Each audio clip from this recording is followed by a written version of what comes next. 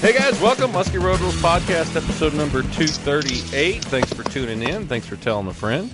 We enjoy everyone that listens to this podcast every week. And guys, tonight's podcast is brought to you by Thorne Brothers. Thorne Brothers Tackle Shop right there in Fridley, Minnesota. And not only do they sell a huge line of baits and custom colors, they've also got some great rods, ones that I'm actually fishing right now, and I really, really do like. The Stealth series of rods, which I think are probably some of the better rods that I've used, making them all the way up to 10 foot and any length that you really want. But, yeah, check them out at thornbros.com. Also, they got the whole Predator series of baits, of rods, and don't forget about the Fly Shop. Check out all the Fly Shop stuff there. Go to thornbrothers.com, and I think you'll enjoy what you see. On the podcast tonight, I am joined by Forrest Husett. Did I do that right? Close enough. Can I call you Huey? Sure. That didn't seem like that was I don't think that was very convincing. And we've got Pete Blickard here. Now, Forrest. Now, Pete, everybody knows you, so sit down and shut up for a second. Sorry. Forrest, you're from, tell everybody where you're from. Depends on time of year, but the 6 months of the summertime, I'm up on Oak Island in the northwest angle in Lake of the Woods. But now originally you're from, what, western Minnesota? Originally from, northwest Minnesota, yes, a little town called Middle River, otherwise currently live in Moorhead, Minnesota, otherwise. The big city of Moorhead, Minnesota. Well, good deal. All right, Forrest, let me see. This is one of your first times on the podcast, I think? It is. All right. Well, let me ask you this. When did you start muskie fishing? What got you into it? Did you lose a bet? And when did you become an alcoholic? I caught my first one when I was 7, up on Moonachie, off the dock on a topwater. Basically, my dad and his dad were both into the muskie world, so I was bound to get into the muskie world as well. And well, here I am now being a muskie guide. So nice. That's about how that went. Well, that's always a good thing. How long have you been fishing up there at Lake of the Woods in the northwest angle? I believe we were up here before this, but 97 is when we actually got the property on Oak Island. Well, that's a long time ago. That's a few years. That was the year I graduated high school. That was a great year. So you've been fishing up there for a long time. Well, that's pretty awesome. We got and you're there right now, right? I am. Yep, just got up here yesterday. All right. So what's the lake look like out there? Are you staring at the lake through a window, sipping a cocktail and writing poetry? What's it look like? It's flat, calm out there right now. Sun setting. It's kind of nice where we're looking at. We get to watch the sunset go down in the west every night, and it's been pretty windy throughout the whole day. But let me write that down. I'm just glad to be back. Sun sets in the west. Okay. I'm going to be up at Lake of the Woods this year. I'm writing down things I need to know. Sunsets in the west. Got it. So what's the water temp up there right now? You just got up there. I'm sure it's still pretty cold, isn't it? I'll be honest. I didn't even turn on my unit when I was going across the lake. But did you stick your finger? Messing with the doctor. I had to put my hands in the water a few times, and it was still pretty chilly. So I'm sure we're still in that 50-degree range, something like that. Yeah, that's the thing. So did the lake? Did the ice come off the lake early this year? Late?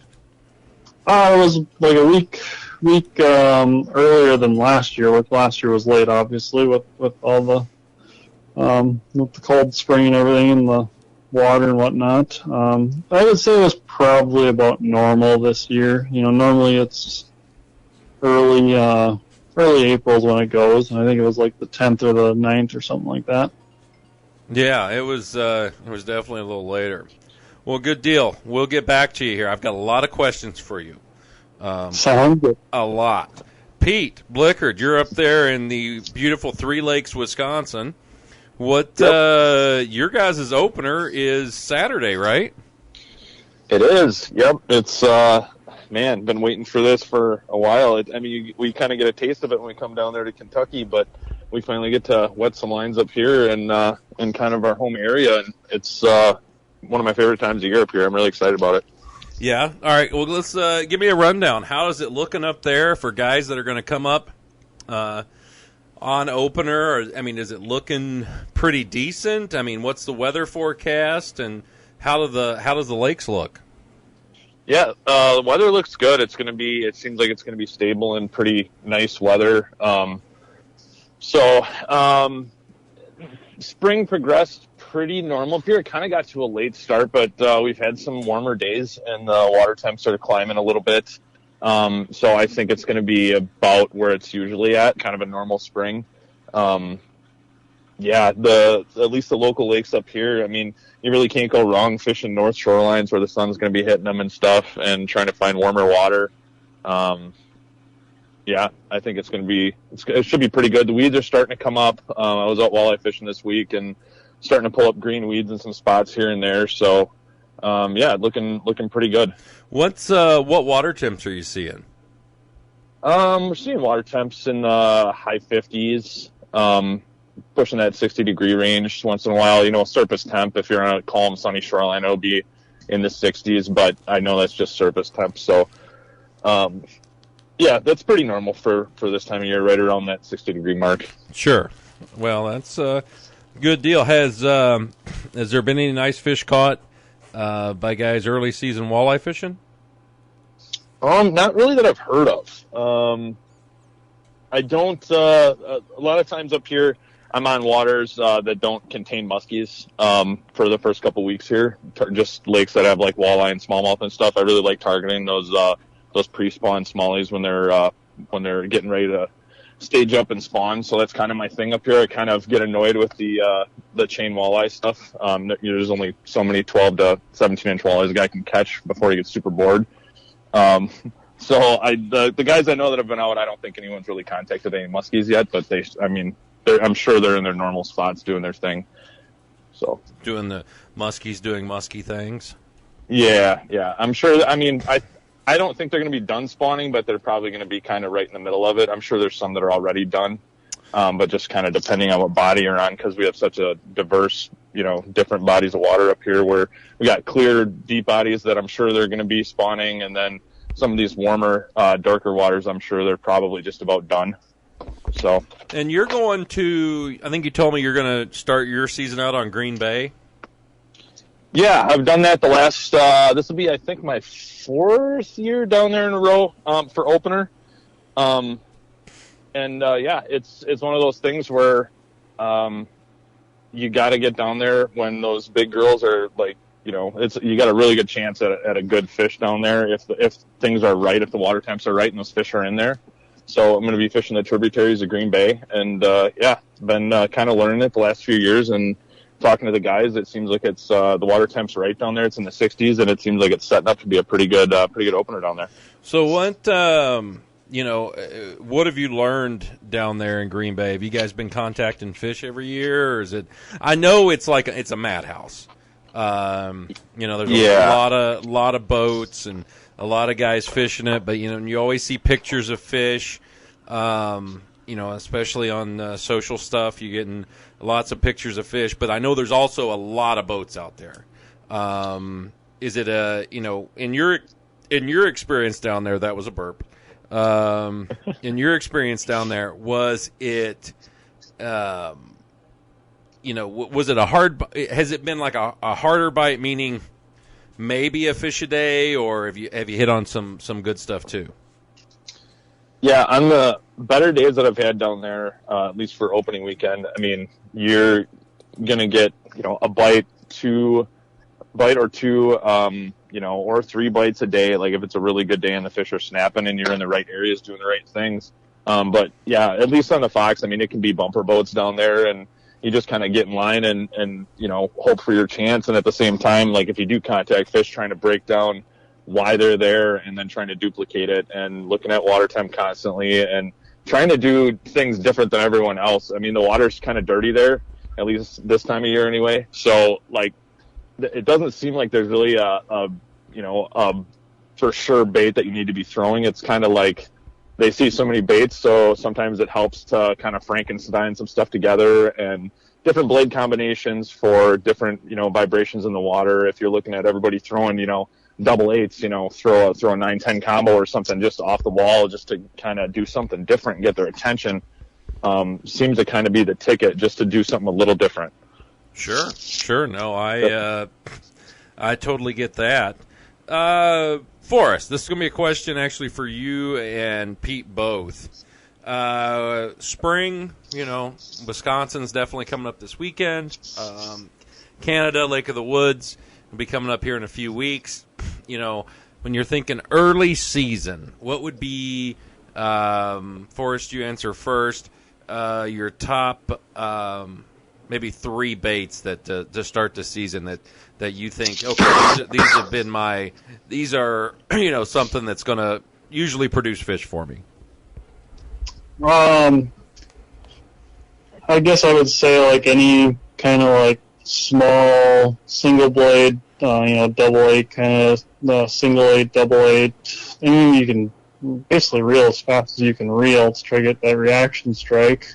I do pretty well on like the Ace Tandem stuff early season, just working it through the weeds and stuff like that. Because by the time our opener, our weeds are fairly thick already. They're maybe not quite to the surface, but they're pretty close. So you still want to try to stay out of them a little bit. And I mean, honestly, besides that, working some Sukes maybe over some of the weeds if you can do that, if they're still below the surface enough. I do fairly well on that, but that's kind of a slow fishing way, just with the Suke and everything like that. Okay, so so early in the season, you're looking for guys that are coming up. What you're looking for, mainly weedier bays, fish that have spawned, maybe spawning bays that the fish are starting to move up or move out of a little bit there as the water warms up. Is that something you're looking for? Or? Yeah, I mean, every year you end up seeing some paired up. So you're in some of the spawning bays, but I mean you're fishing the extensions out of it too. The walls leading out to it, the points leading out of all of those bays. I mean, those fish are already moving out for the most part. They should be moving out this year for sure, especially with the weather we got coming up. So, do you have some warm weather coming? Yeah, it looks like this whole first 8 to 10 days in June, it's going to be sticking around 70s for a high. So we're going to warm up pretty quick. Yeah, that sounds pretty good if you can keep some consistent weather. What about you, Pete? As far as baits for early season? For Lake of the Woods, yes. No, for Lake of the Woods, perfect. Yeah. No, for somebody, let's do this. Maybe for Green Bay, and then maybe for around home there in 3 Lakes area, just north eastern Wisconsin. Okay. So kind of my top baits that I'm going to be throwing this weekend down in Green Bay, definitely going to be throwing some kind of smaller blades, brighter colors because of the darker water. I've also done well down there for opener on Medusa, so I'll be probably throwing some rubber, and you really can't go wrong also with some kind of swim bait, whether it be a Poseidon or a Swim Dog. And a lot of times those guys are throwing, some kind of blade in front of it too, just for some added vibration and flash. So that would be probably my top 3 baits that I'll throw down there. For up here, 6-inch minnow baits, twitch, pause, is kind of what about pause, twitch?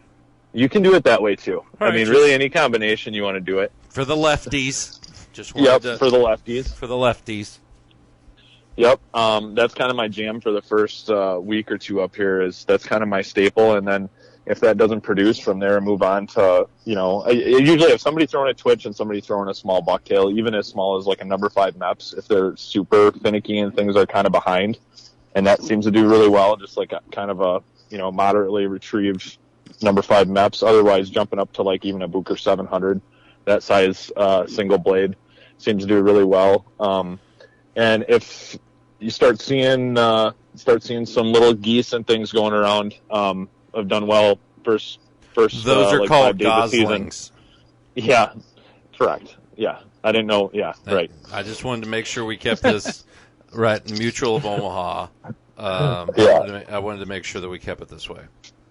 Yep. So then throwing some topwater too in there, like some Lake X, Dr. Evil, and stuff like that has done well for me and produced in the first like 4 or 5 days of season up here as well. Cool. Well, hey, let me ask you this. Have you guys seen where – because I've seen it like in the south a little bit and on some of the lakes, especially like in Illinois, that early in this season, like the first topwater bite, instead of tail baits, the walk the dog baits, or is that something you guys have seen in your areas? Not everybody at once. I personally, I don't know if it's just because like I'm a tournament angler and I try to like use high percentage hooking baits, but I can't like stand to throw walk the dog topwater just because I don't like the hooking percentage on them, so I don't even bother with them. Bob Comer scared you when you were younger? Correct. Yes. That I happens. got terrified. He Yep. did kids parties. Super weird. I'm kind of on that same program with the walk the dog. They've never had very good hooking percentages on them, so they just kind of sit and maybe don't even get into the boat some days or most days. So Yep. I agree. So what you're saying is that you guys are against Bob's plan of throwing a jackpot all the time.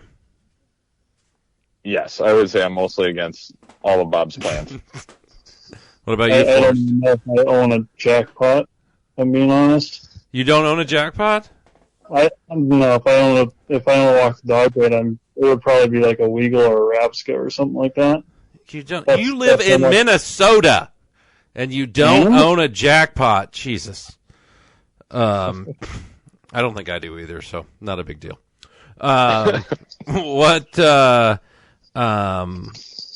one walk the dog that I do like, I used to throw the Holcomb Fat Boy, the little guy, and do really good on that. And then now I've been throwing more of the well, I got two. The One-Eyed Willie that Stealth makes. Sure. I like those. I got some little ones off of him this year. I actually like those better than the big ones. Seem to stay down in the water and good. And if you'd like to get some, go to stealthtackle.net and get you some of those. That and then Widowmaker, a local company down here in Huntington. You've met them, haven't you, Forrest? At the Ohio show? Which one? Widowmaker, they have the Deadhead. Oh, yeah. No, I know who you're talking. Yeah, he makes Ray and Speed. They make a walk the dog. Speed does. And it looks really, really good in the water. I got one off of him at the show this year. And, yeah, I really, really liked it. I was just curious about that because, early in the season, down here especially, Southern Lakes, glide baits are such a big thing. Do you see that up north in the spring, glide baits? A little bit, yeah. I mean, they do work. Yeah, I mean, are guys throwing them much? Yeah, I see more and more guys throw them now. Yeah, I wonder if it's just because they look fun.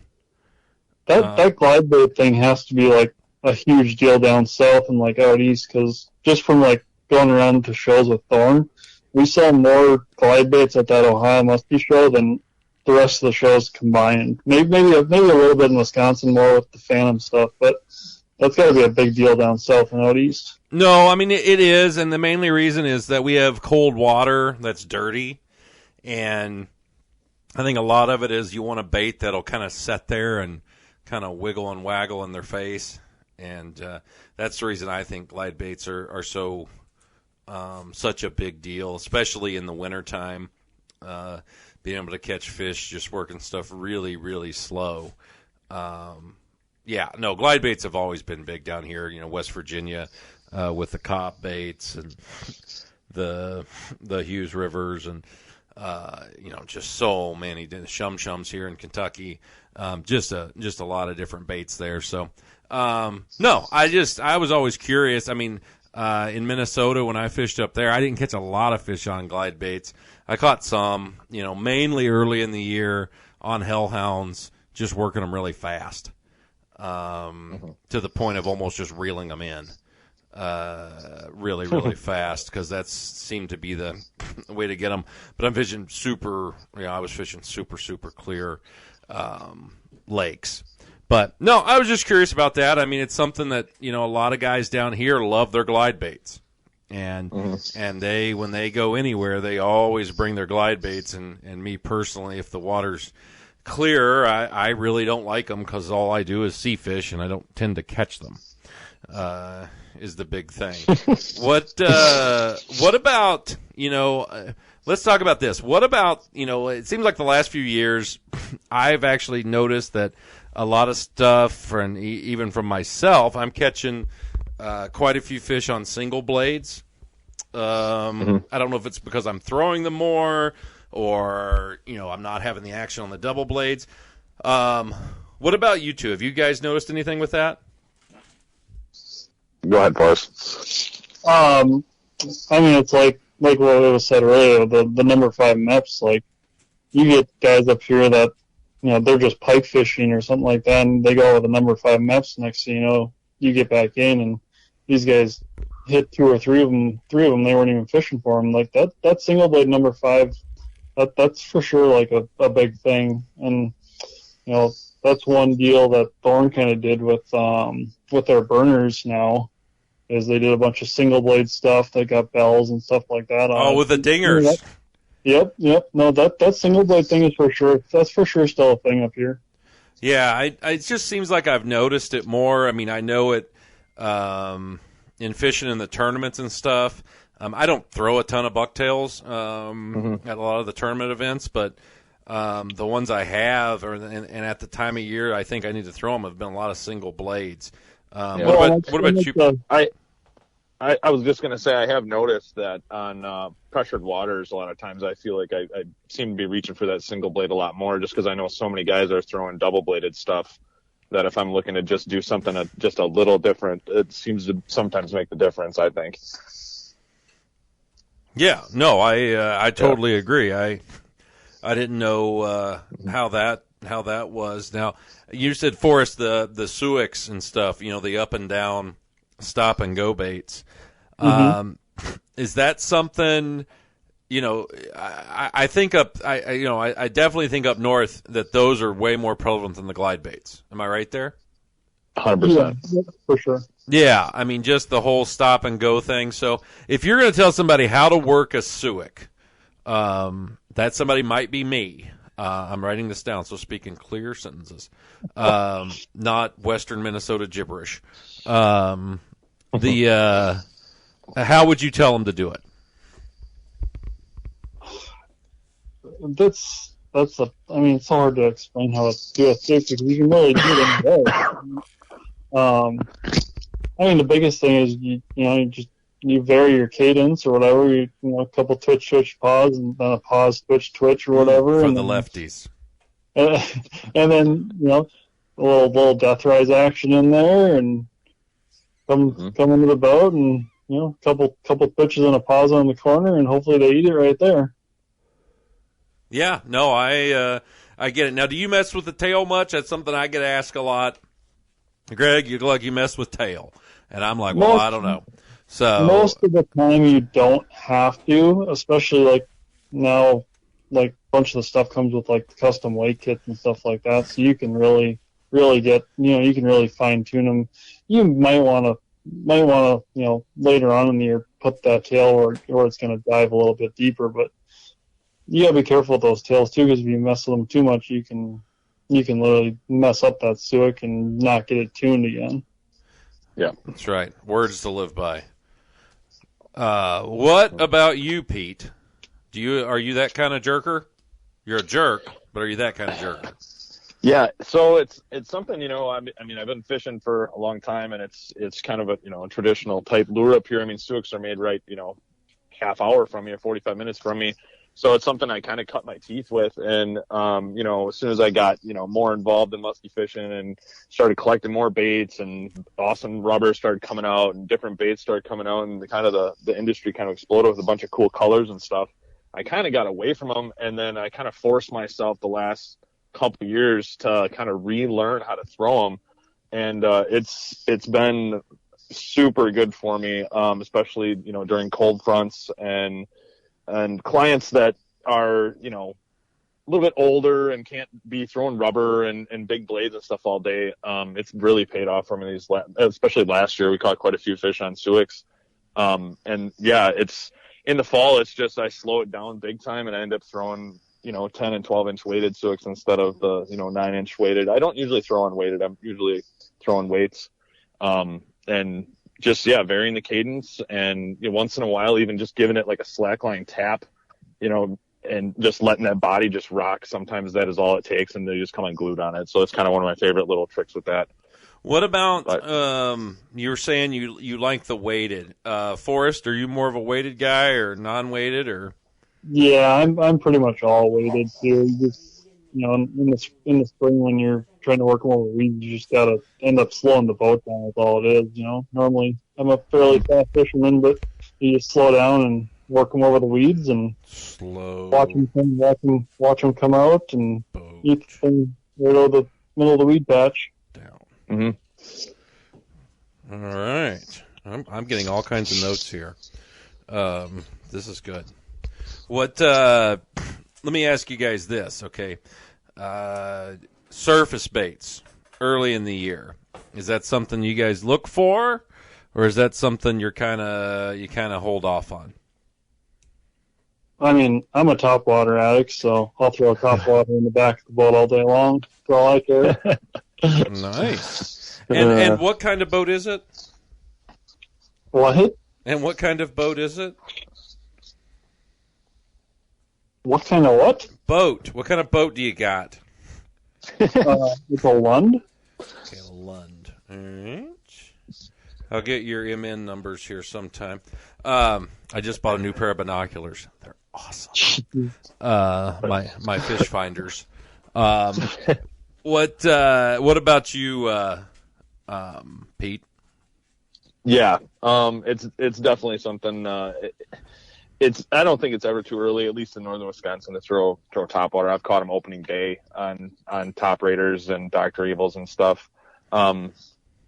Sometimes if it's a little bit behind, it seems like that topwater bite is lagging. A lot of times you can usually, no matter what the conditions, get a fish to at least look at a topwater. But sometimes I think if it's a little bit of a late spring, they don't seem to want to commit. But they, within a week or so, if that water's starting to warm up, they definitely start eating topwaters. I mean, throw them till they bounce. I know guys that catch them on topwaters up here in middle of October. So it's just kind of one of those things that always seems to have a fish looking for it. So yeah. So you're more of a, you guys are both more tailbait guys, the faster moving ones. Ever experiment with some of the slower creeper hog wobbler stuff? I plan on doing that this year. That's one of my projects I'm working on. Yeah. Forrest, do you have a project? Would like to throw some more flap tails, probably. Yeah, flaps. I forgot about those. Those have become a big thing. Why do you think that is? Why do you think you're in Minnesota there? You got your ear to the ground. You're a man among the people. Why do you think the flap tails become such a popular lure? And I mean, for one, it's been catching some nice fish, but why do you think that happens? Well, I'm sure. Well, like when they first started, it was something different. And I mean, I don't know every angler that comes up here, but I don't know of a lot of people that throw flaps up here, I guess. So, pretty much for the most part, if you see if you see a bait, like a topwater bait on someone's rod in a boat, at the lodges and stuff like that, it's normally a tail bait, Lake X or something like that. You just don't see the flaps and you don't see the creepers and stuff like that on rods up here. Yeah, I can agree with that. And plus you're again, I think it's a speed thing. People have trouble going slow. Personally, I love hog wobblers. I've caught a lot of really big fish in Minnesota on hog wobblers. I caught some nice ones up in Nestor Falls last year too on them. They're one of my favorite top waters. Just I don't know, maybe because it's I can reel mine pretty at a decent little clip. Just by unscrewing them one turn in the middle of the body, you can definitely speed them up and everything. And it's I think sometimes it's just different on where you find them. Are guys throwing the flaps up in the Eagle River area there, Three Lakes? Yeah, I know there's a handful of guys that are doing it. I just going slow enough to actually work a flap. I personally don't have the patience for it. I've definitely caught them on hog wobblers, and that's something I want to get back to again. So yeah, it's funny you mentioned that. I knew a guy that I fished with that to move them faster, he would take that front bill and fold it like back underneath the body, and you could almost work it like a jitterbug, like across the top of the water. Oh, okay. And it actually worked pretty cool. So I'm going to throw a little bit of hog wobblers this year, and then I got a Nimmer Wally Pog this year that I'm going to experiment with. I'm kind of looking forward to that. The Wally Pog. Yeah. Those are loud. I've had guys catch them in the boat with me, and those babies are loud. Sure. Greg, he gets that machete going on those bad boys. Yeah. Well, I mean, it's cool. It sounds like that things are going and looking pretty good up there as of right now. And what is, this year it's coming up. It's spring. Things are just getting started. Maybe, Forrest, I'll ask you first. What are a few things that you want to – is there anything that you want to try this year that you haven't been trying? And two, are there techniques this year that you want to try that you maybe have not been trying? Gosh, as for new stuff, I mean, gonna try to do more of the swimming dogs, Poseidon, stuff like that. I just don't throw enough of those up here, and you can still throw those at a decent clip moving along in the boat. And I pretty much fish fast up here, normally 1 to 1.3 even some days. So as for techniques, I guess not. I haven't thought that far ahead yet. I get that. You just got up there, you're frozen, water's cold, the dock spiders are out. What about you, Pete? Well, something I haven't done a lot of is right away in the year doing some trolling. So I think I want to try doing a little bit of that the first 2 weeks of season up here. Usually I'm pretty much casting because of just, trolling wasn't legal up here for a long time, so I just have always casted, and I know how to catch them early, like when I'm, kind of jonesing for that first muskie in the boat. So I definitely want to try a little bit of that, especially in like not ideal, not perfect times during windows and moon phases and stuff like that. So I definitely want to try some trolling up here. And then something else I was going to focus on later in the fall is I really want to catch one jigging. I've never caught one jigging before. So it's something I want to try. Gotcha. Up here, at least.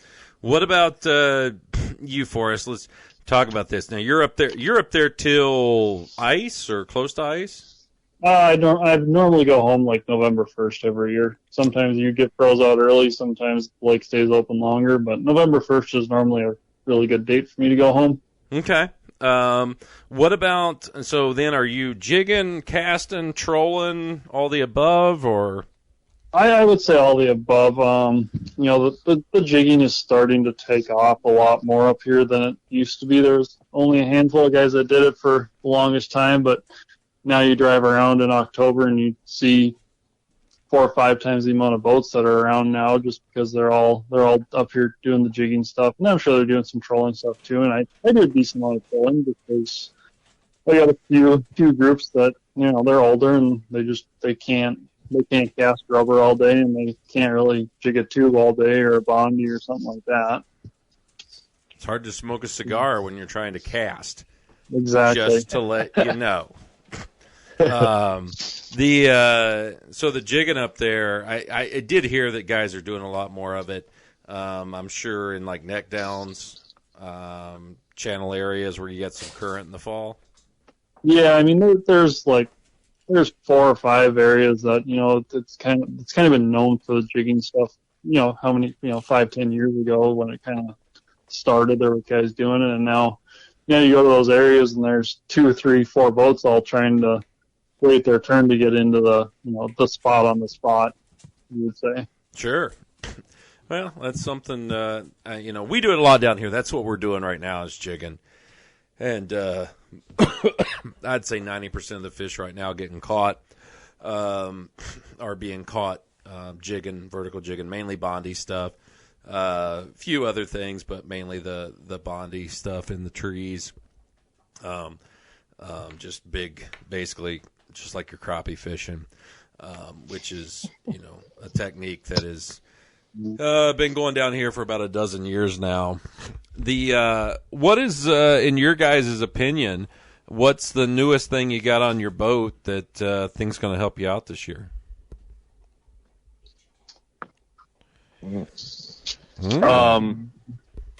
So I just finally upgraded my house battery to a big lithium and rewired my entire boat. So you sent me a picture of that. That made me vomit.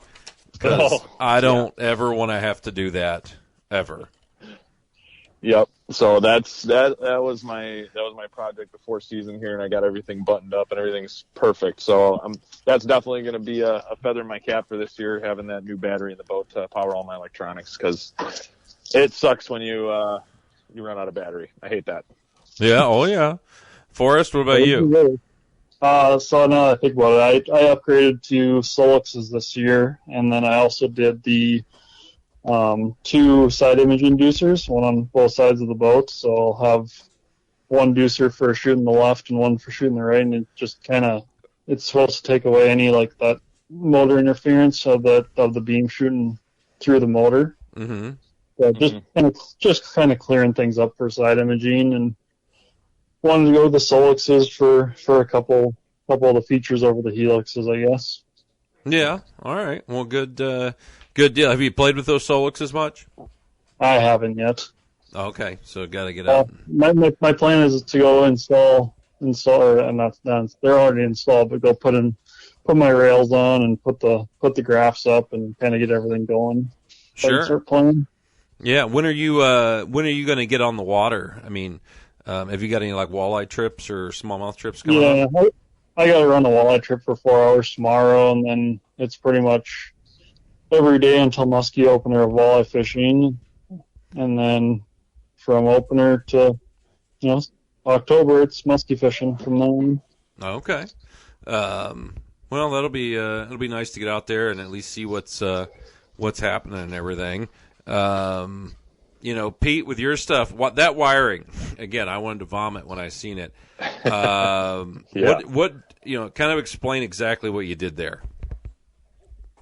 Well, what I ended up doing was taking my old house battery out, and I kind of had runs back to my house battery with inline fuses, and I mean it was good, but because there were like longer runs up to my front and everything, I did have a little bit of voltage drop here and there.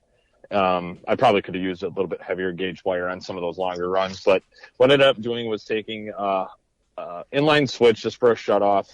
I used 6-gauge stranded tinned marine wire, like duplex wires, special stuff that I ordered. Apparently that's the better stuff to use than just regular stranded wire. I ran a 6-gauge run up underneath my console with a fresh fuse panel, and then I went on to Hummingbird's website, and if you go there, there's a chart on there, and they list all their accessories and graphs, and they'll tell you for how long your run is, what gauge wire to use, what fuse to use. They have a whole chart. So I obeyed that chart exactly and ran fresh runs of wire to all 5 of my graphs and my 360 and my live, and everything is clean and fresh, and all the fuses are right underneath my dash and protected, and everything seems to be working really, really good, so I'm excited about it. No smoke alarms, no fires. Nope. Yeah, that's a good thing.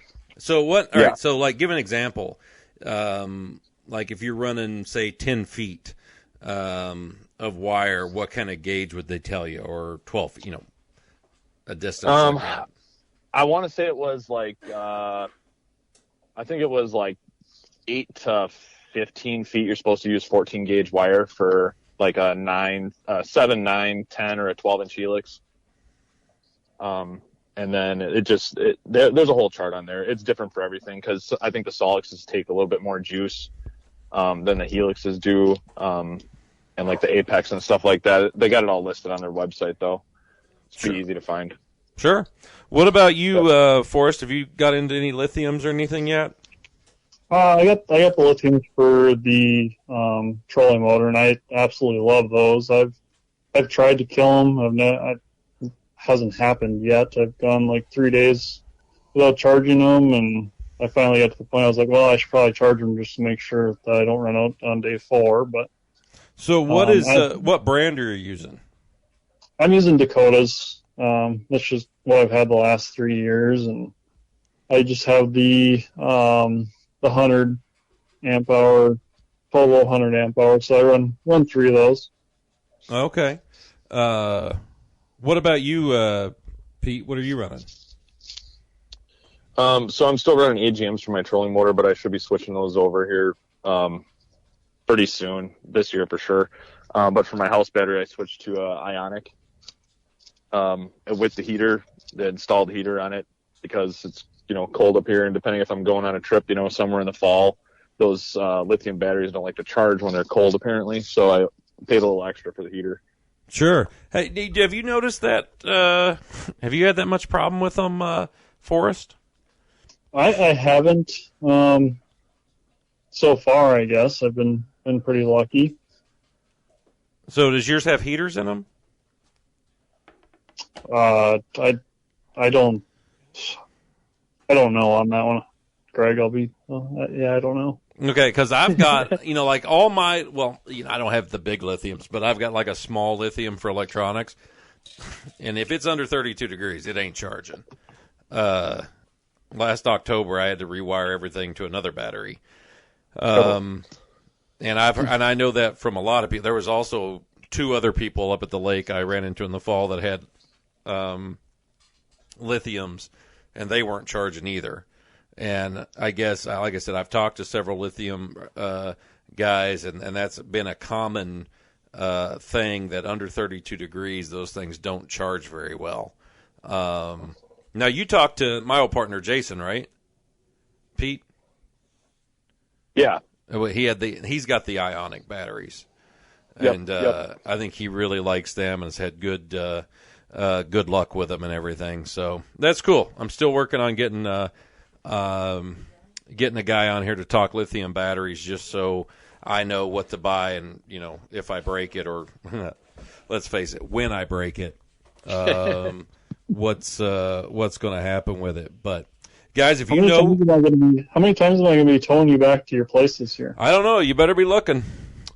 I got a cooler lid. I'll put an orange jacket on. If you see that baby wagon, then you just you can you need to come over, because it ain't a drill. Or if you see me rowing with my net like I did last year, nets are not good oars. I learned that.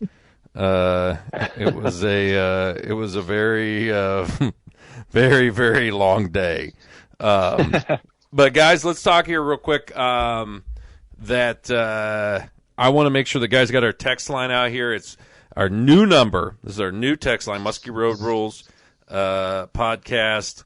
It's going to be the Luncheon Lures text line, the new Luncheon Lures text line, 502-977-4443. All right, 502-977-4443. Oh, it was 6. Jesus, I'm really bad at this. Again, all right, not the first one. The second one, and this one coming up. 502-977-4446. Why did I say 3 the first time? I'm very stupid. Anyway, Lunge and Lures text line.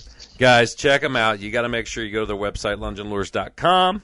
All the crankbaits and spinners that they're making, guys, you got to check these baits out. Well, guys, thanks for coming on tonight. Forrest, you got anybody you want to promote or talk about badly to or anything like that? I'd love to hear it all.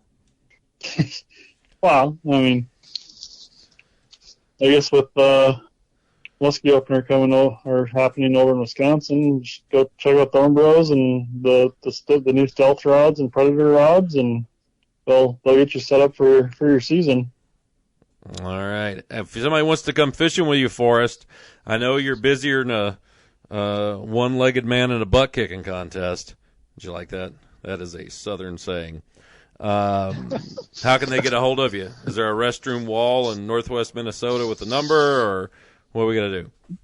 Yeah, just a random bathroom stall has my phone number in it. I always go to the bathroom with a Sharpie. It's something that I can't help it. No, you can find me Facebook, Instagram. I got a website. What's your website?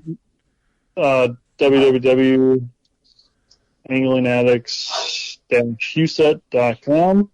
You can just search my personal name on Facebook or Instagram. All right. Well, Brody is barking at you from behind me. He's not happy about something. Pete, what do you got to promote? Well, first off, the R&M Muskie Shop up in here in Eagle River is holding a muskie tournament the second week of June. Oh, I'm sorry, the third week of June. June 24th and 25th. It's the weekend after Father's Day. Yes. Yep. Mm-hmm. And it's on the Eagle River and Three Lakes chain. Basically PMTT rules, except they're allowing one live transducer, which is a little bit different than the PMTT, but they're paying out a little bit more. So first place, if they do fill the field, will be $30,000, which is awesome. Yeah, so they're starting to do that in place of the PMTT that isn't coming up here this year. Mm-hmm. So if you guys want to check that out, you can find R&M Muskie Shop on Facebook, or you can call one of the directors at 715-477-1177. Is that your number? And no, that is not my number. But if you want to get out with me and chase some muskies up here, my number is 715-617-4051, or you can find me on Facebook and Instagram and message me on there. All right.